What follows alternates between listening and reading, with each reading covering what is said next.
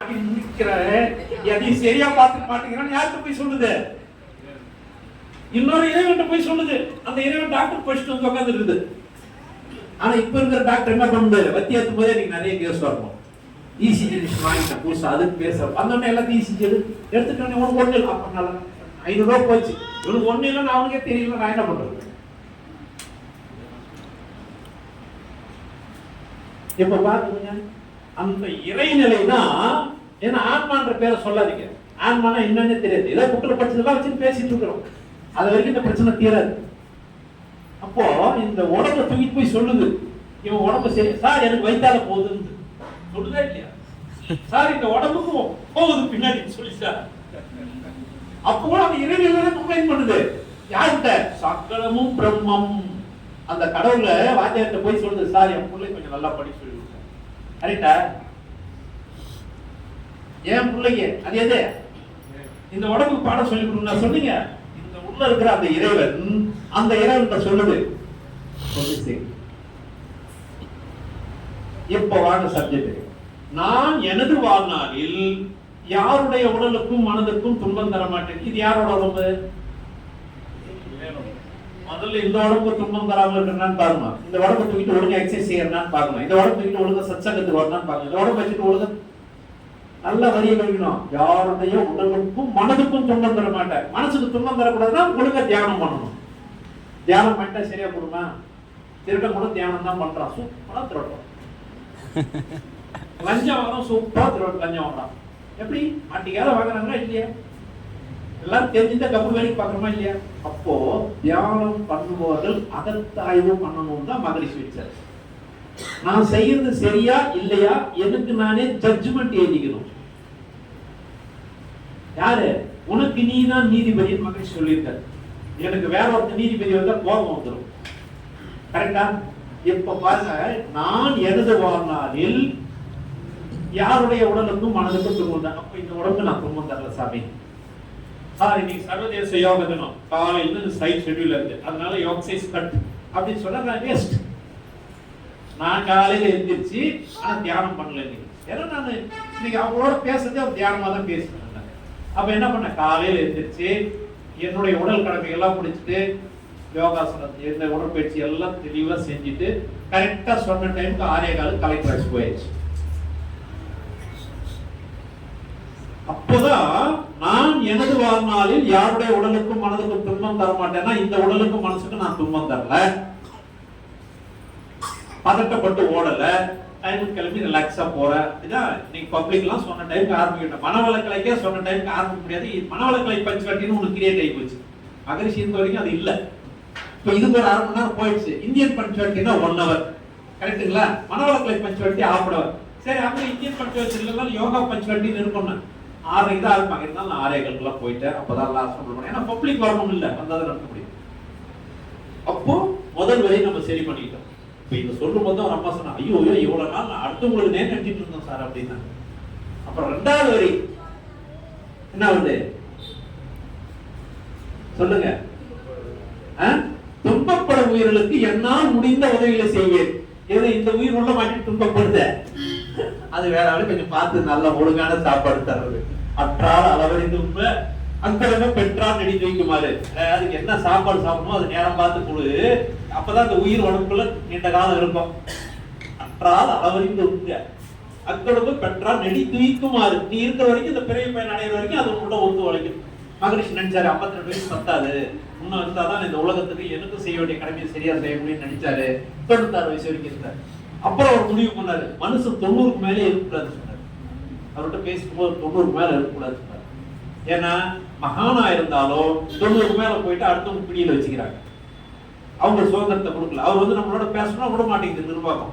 அப்ப அவர் உணர்ந்தாரு, இனிமேல் 90க்கு மேல இருக்கக்கூடாது பேசும்போது சொல்றாரு. அப்ப யாராக இருந்தாலும் என்ன பண்றது? உணர்வுகள். இப்ப புரிஞ்சு போச்சா? நான் எனது வாழ்நாளில் யாருடைய உடலுக்கும் மனதுக்கும் துன்பம் தர மாட்டேன். அதை சொல்லும்போது, ஐயோ இன்னைக்கு உனக்கு பத்திரமா வச்சுக்கிட்டா சாமி, உன்னை ஒழுங்கா எக்ஸசைஸ் செஞ்சுனா சாமி, உன்னை ஒழுங்கா பார்த்துக்கிட்டா சாமி, மனசை கேட்கணும், உடம்பு கேட்கணும். துன்பப்படும் உயிர், ஐயோ உயிர் நீ துன்பப்பட்டு என்கிட்ட இல்ல, ஓகேவா, ரைட்டா, சரி சந்தோஷம். இப்ப நான் அடுத்தவங்க சொல்லி தரலாம். என்னை ஏன் நேசிக்க தெரியல, நான் போய் இன்னொரு மாதிரி நேசிக்கலாம். அது பேர் பாசம். இந்த பாசம் எப்படி தெரியுமா இருக்கும்?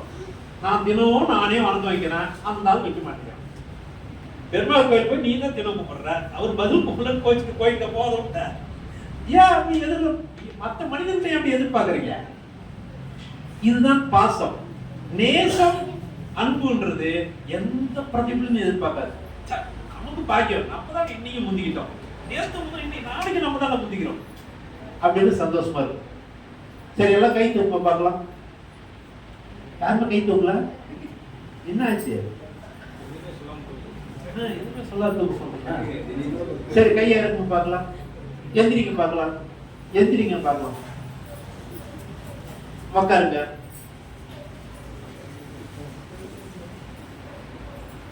கையை யார் தூக்க சொன்னது? நான் தான் சொன்னேன். யார் எந்திரிக்க சொன்னது? ஆரியா. நான் எந்திரிக்க சொன்னாலும் கையை தூக்க சொன்னாலும் fraction of secondல கை தூக்குனீங்களே, எந்திரிச்சிங்களே, அது யார் காரணம்? யாருங்க காரணம்? நம்ம தான். எனக்கு ஒண்ணும் இருக்கும், உங்களுக்கு இருக்கும், அந்த ஒரு பொருள் தான் காரணம். அது போக நீங்க தெரிஞ்சுக்க உணர்வு. யோசிச்சு பாருங்க. எந்திரிக்கணும்னு எந்திரிச்சிங்க, தூக்கணும்னு கையை தூக்குனீங்களே, இதெல்லாம் எப்படி நடக்குது? இதுக்கு ஒரு நன்றி உணர்வு வேணாம், ஒரு கடவுள் மேல ஒரு பக்தி வேணாம். இதுதான் பக்தி. அதான் பக்தி மாதத்துல சொன்னாங்க, மகரிஷி பாகத்துல புரிதல் அப்படின்னு சொன்ன, உணர்தல். மிருகத்துக்கு மனுஷனுக்கு எல்லா உணர்வும் இருக்குது.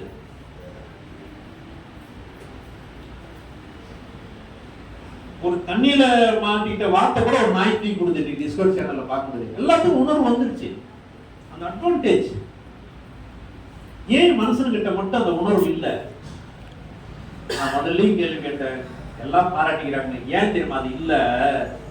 இப்ப நீங்க தான் தீர்ப்பு எழுத போறீங்க. நீங்க மாத்தியம் எழுத முடியாதீங்க, மறுப்பும் தெரிவிக்கலாம். ஏன்னா தன்மாற்ற சரித்திரத்துல எல்லா மிருகங்களையும் தாண்டி கடைசியா வந்துருக்குது.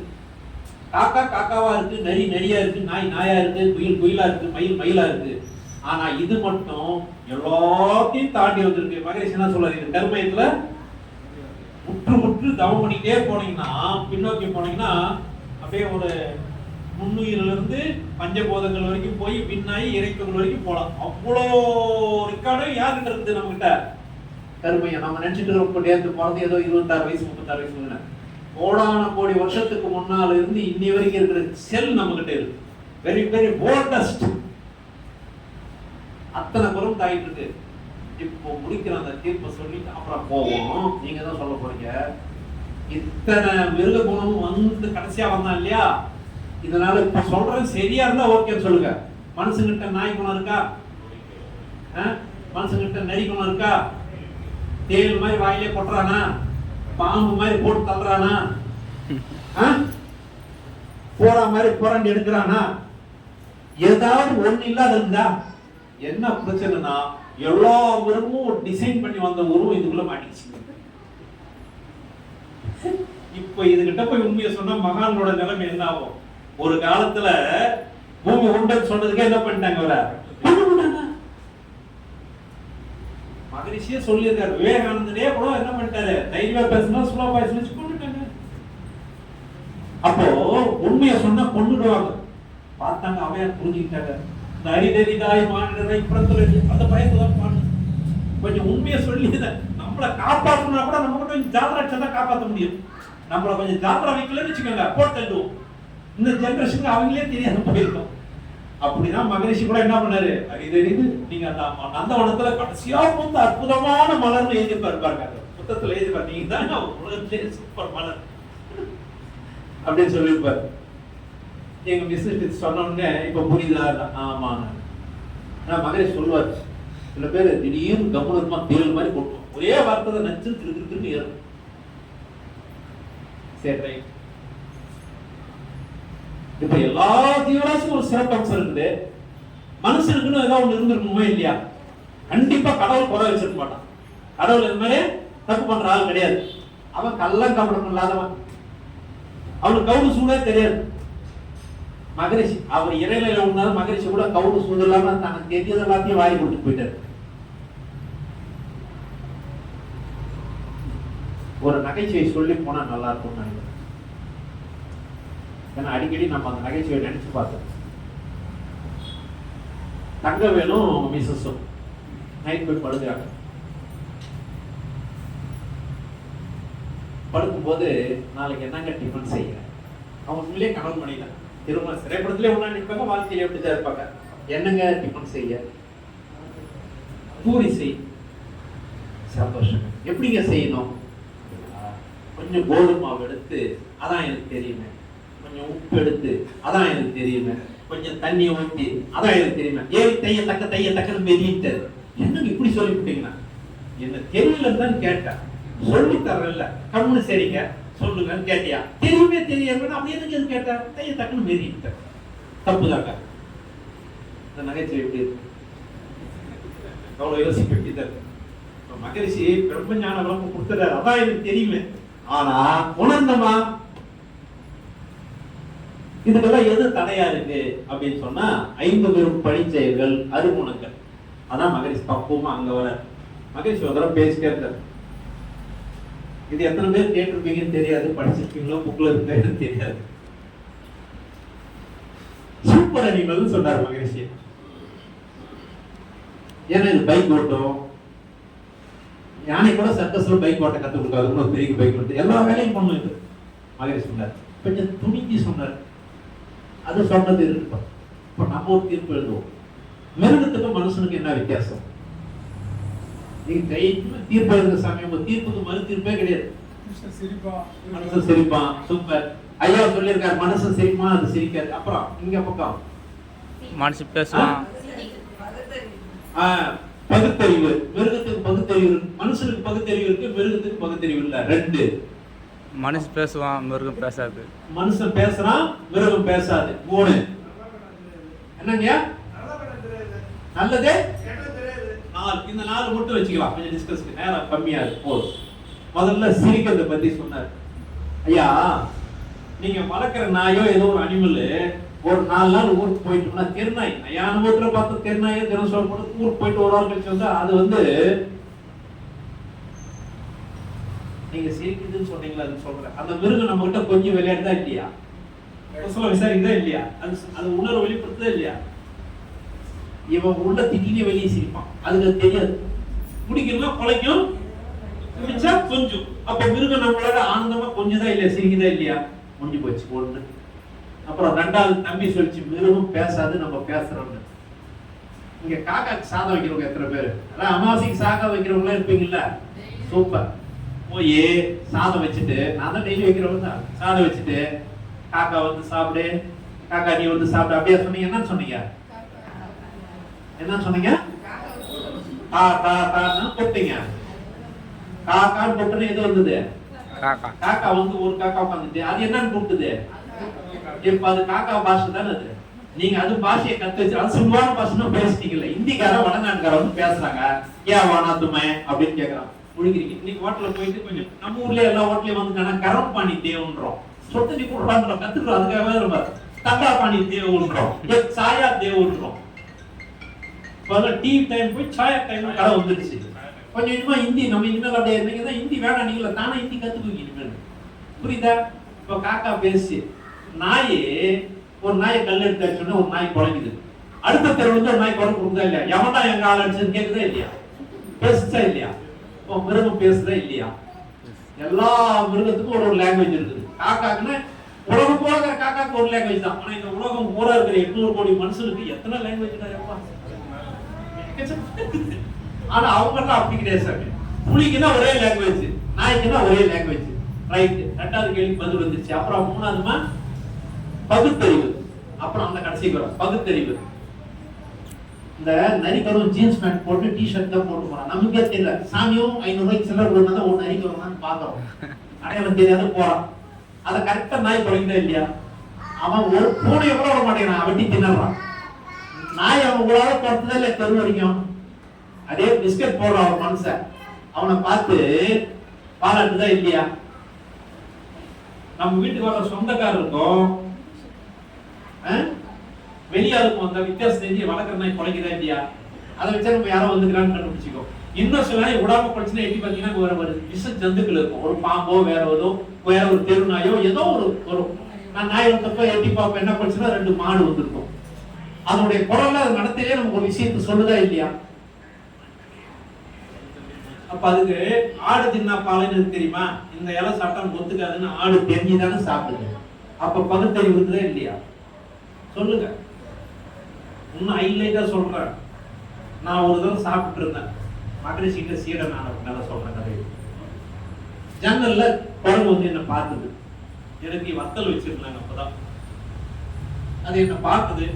சரி நீ எந்திரிச்சு அது வத்தலை ஜன்னல்ல வச்சுட்டேன், அது அங்கேயே நான் உட்காந்து ஓடல வச்சுட்டு வந்து உட்காந்துக்கிட்டேன். உட்காந்து சும்மா இருக்காதா, இந்த இறைநிலை சொல்றான் அப்படி திரும்பி பார்க்கறான்னு திரும்பி பார்த்த அது மோந்து பார்த்துட்டு வச்சுட்டு நீ சாப்பிடான்னு போயிடுச்சு.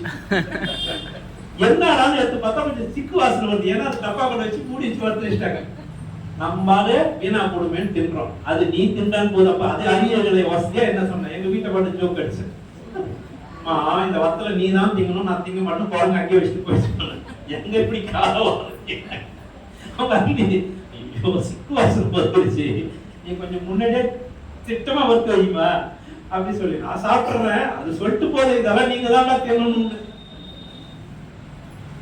இன்னொரு விஷயத்த சொல்லிட்டா, நாய் ஜுரம் அடிக்குது, யாராவது நாய் வளர்த்துருப்பீங்க, ஜுரம் அடிச்சதுன்னா அந்த நாய் ஏதாவது சாப்பிட்டு பார்த்துருக்கீங்களா? 3 நாள் நல்லா சாப்பிடாது, லெக் பீஸ் வச்சா கூட சாப்பிடாது சாமி. கரெக்டா இல்லையா? நாய் வச்சுக்கிறவங்களுக்கு தெரியல, செக் பண்ணி பாருங்க. கரெக்டா இல்லையா? உடம்பு சரியில்லைன்னா 3 சாப்பிட்டு வாங்கி எடுத்து சிவனையே நடக்கும். நீங்க அப்படி இருக்கிறீங்களா? சார் 2 வேளையா சாப்பிடல சார், காலையில் நம்ம உயிரை போட்டு வச்சுட்டோம், உயிரோட தான் வந்துக்கணும் ஆஸ்பத்திரிக்கு, ஒரு மாத்திரை கொடுக்கணும், மாத்திரை கொடுத்தோம்னா வீட்டில் இன்னும் சமைச்சு வச்சுக்கிறேன், நாக்கே செத்து போச்சு. ஏன் ஜுரம் அடிக்கும் போது என்ன பண்ணுது, நாக்கு கசக்குதா? என்ன சொல்ற, அவனே உள்ள என்ன அனுப்பாத, நான் உள்ள கொஞ்சம் கிளீனிங் ஒர்க் பண்ணிட்டு இருக்கேன், ஏதோ குப்பையை கொட்டி வச்சுக்கிறேன், அதை சுத்தம் பண்ணிட்டு இருக்கிறேன், கொஞ்சம் சும்மா இறாண்டான்னு வாய் கசக்குது, எதை வச்சாலும் பிடிக்கல, பஞ்சுக்கா வரும், அப்பயும் உள்ள மாத்திரை போட்டு உள்ள அழுத்துறான். வீட்டுல வேற பார்க்க மாட்டாங்க நம்ம அம்மா, கொஞ்சம் உள்ள 3 நாளா 3 வேளையா சாப்பிடாது, 3 வேளை தான் போய் சாப்பிடாது நாய், 3 நாள் சாப்பிடாது, 5 அறிவுன்றாங்க. நம்ம இனிமே கொஞ்சம் புரிஞ்சுக்கங்க, அதான் உடம்பு சரியில்லை, அது உடம்பு ஒத்துக்கிட்டா விட்டுறணும். உடம்பு தன்னைத்தானே சரி பண்ணிச்சுன்னா 1 வருஷத்துக்கு இல்ல 3 வருஷத்துக்கு உங்களுக்கு ஜுரம் வராது. இப்போ தெளிவா வந்துருச்சு. அது கடைசியில என்ன சொன்னீங்களா, என்னங்க நல்லது கெட்டது, அதான் சொல்லிட்டேன். ஜுரம் வந்தா சாப்பிடக்கூடாது, நல்லது அது தெரியல, இதுக்கு நல்லதுன்னு தெரியல கெட்டதுன்னு தெரியல, எதுக்கு நீங்க தான் தீர்ப்பு வைத்தீங்க. இப்ப மனுஷனுக்கு மிருகத்துக்குள்ள வித்தியாசம் தெரிஞ்சு போச்சா? தெரிஞ்சு போச்சு இல்ல? ரைட். அறிவுல ஒண்ணும் இல்ல, நான் எப்பயோ ஒரு பேப்பர் கட்டிங் எடுத்து வச்சு படிச்சேன், ஒரு வீட்டுல எல்லாம் கொஞ்சம் சுத்தம் பண்ணேன், தேவையில்லாத குப்பையை தூக்கி போடுவேன், அதுல ஒரு ஆர்டிகல் படிச்சேன். வடநாட்டுல ஒரு டிராபிக் கான்ஸ்டபிள் போயிட்டே இருக்க, ஒரு வாத்து ஓடி போய் அவர் பேட்டை பிடிச்சி இப்படின்னு, பொதுவா கோழி வாத்தெல்லாம் அந்த மூக்க போய் தொடச்சிக்கிது, அந்த பேண்ட் ஸ்டிப்பா இருக்கு, அது தொடச்சிக்குதுன்னு நினைச்சிட்டாரு, கஞ்சி பேண்ட்டை போட்டு தான் போடுவாங்க அப்பெல்லாம் அப்படின்னு நினைச்சுக்கிட்டாரு. இருந்தாலும் திரும்பி போனா திரும்பி அதே மாதிரி வந்து செய்து அவர் சுத்தி வருது, அப்புறம் பேண்ட்டை பிடிச்சி நுனியில இருக்கிற பேண்ட்டை பிடிச்சி இழுக்குது. என்ன ஒண்ணும் புரியலையே, நம்ம கூடயே 2-3 அடி நடந்து கூட வந்து இம்சை பண்ணுது.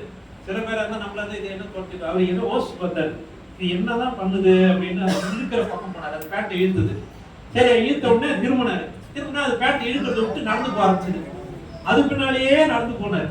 அது பின்னாலேயே போனா ஒரு சாக்கடையில இரும்பு கேடு, இரும்பு தகுடு அப்படியே இரும்பு இது சாஞ்சி போயிருக்கு, எப்படியா படிக்கிறதுக்குலாம் வைப்பாங்க பாத்தீங்களா, சாக்கடை சாஞ்சி, அது மாதிரி இது திரும்பி சூடு உள்ள விழுந்து போச்சு. அது கீழே வாத்தோட குஞ்சுங்க ஒரு 4-5 மாட்டிக்கிட்டு வெளியே வர முடியாது, தவிக்குது. இது இவர் இழுத்துட்டு போய் அதை காமிக்குது. இவர் முதல்ல ஒண்ணும் புரியல, அங்க பாக்குது இவரை பாக்குது, அங்க பாக்குது, அவர் கீழே உட்காந்து முத்து பார்த்தா குஞ்சுங்க இருக்குது. அப்புறம் பதமா அந்த 5 குஞ்சுகள் எடுத்து விட்ட பின்னால இவரை விட்டுடுச்சு. அப்போ தான் குட்டியை காப்பாற்றணும், குஞ்சுகளை காப்பாற்றணுன்ற அறிவு யாரை வச்சு பயன்படுத்தின்ற அறிவு எங்க இருக்குது? பார்த்துட்டு இருக்குது. இன்னும் இந்த குரங்கெல்லாம் பாத்தீங்கன்னா பைப்பை திறந்து தண்ணி குடிச்சிட்டு போயிட்டே இருக்குது. ஏன்னா மனுஷெல்லாம் தண்ணி வைப்பானது தெரியுது, அது நம்பிக்கை இல்லை. இல்ல. ஏன்னா இவன் அவனையே கவனிச்சுக்க மாட்டேங்கிறாங்க. அந்த காலத்துல மிருகங்கள் தண்ணி குடிக்க முன்னாடி ஒரு தொட்டிக்கிட்டு வச்சிருந்தாங்க. இப்ப இது கிடையாது. புரியுதுங்களா? ரைட். இப்போ நம்ம அப்படியே ஒரு கிளாரிட்டி வரும். ஏன் மனிதனுக்கு சத்சங்கம் தேவை, ஏன் தவம் தேவை, ஏன் உடற்பயிற்சி தேவை, இதுதான் நம்மளுடைய கேள்வி. அதை நோக்கி தான் வந்துட்டு இன்னைக்கு எந்த மிருகம் வந்து எலக்ட்ரிக் பைக் கண்டுபிடிச்சு பைக்ல போயிட்டு இருக்கு? எந்த எந்த பறவையாவது ரெக்கைக்கு பதிலா வேற எதாவது பயணம் பண்ணிட்டு இருக்கா உட்காந்துக்கிட்டு? என்னமோ போயிட்டே இருக்கு சார். அதுங்களுக்குலாம் அவ்வளவுதான் சார். நமக்கு அந்த அறிவு இருக்குது, பயன்படுத்திட்டோம். குட். இன்னைக்கு இந்த அறிவை பயன்படுத்தி இந்த சேரு, இந்த மைக்கு, இந்த செல்போன், இந்த வாட்டர் பாட்டில், டேபிள் எல்லாம் கண்டுபிடிச்சிட்டோம். ஆனா இதே அறிவை பயன்படுத்தி தான் அணுகுண்டை கண்டுபிடிச்சு வச்சுக்கிறோம். கரெக்டா? இவ்வளவு சொலத்தை அனுபவிக்கிற மனுஷனை அணுகுண்டு போட்டு என்ன பண்ணிட்டான்? காலி பண்ணிட்டான்.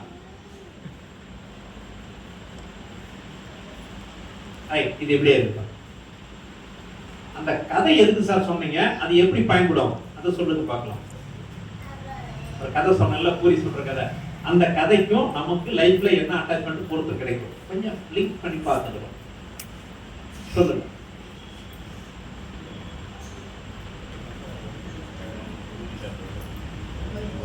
அதாவது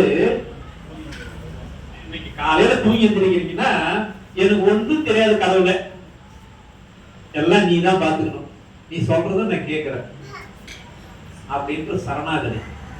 அறிவுபூர்வமான அறிவு கிட்ட சரணாகதி. எனக்கு ஒன்றும் தெரியாது. இந்த முன்மொழிவு எடுக்கிறது தான் மனுஷனோட பிரச்சனையே. எந்த காலையில் இருந்துச்சு, எந்த குயிலாவது பறவைகளாவது சத்தம் போட்டு ஒரு ஆனந்தமா பாட்டு பாடாத ஒரு விலங்குகளையே ஏதாவது பார்க்க முடியுமா? பார்த்துருக்கீங்களா? நீ காலையில் கொஞ்சம் 5 மணிக்கு எத்தனை பறவைகளுடைய ஆனந்த ஓசை கேட்குது, எல்லாம் ஆனந்தமா இருக்குது. எல்லாம் ஆனந்தம். இது அப்படி இருக்குதா? கேள்வி கேட்டுக்கோங்க. நம்மளே காலையில் ஆனந்தமா இருக்குன்னு கேள்வி கேட்டு பாருங்க. இது எந்திரிக்கும் போது இன்னைக்கு அங்க போகல.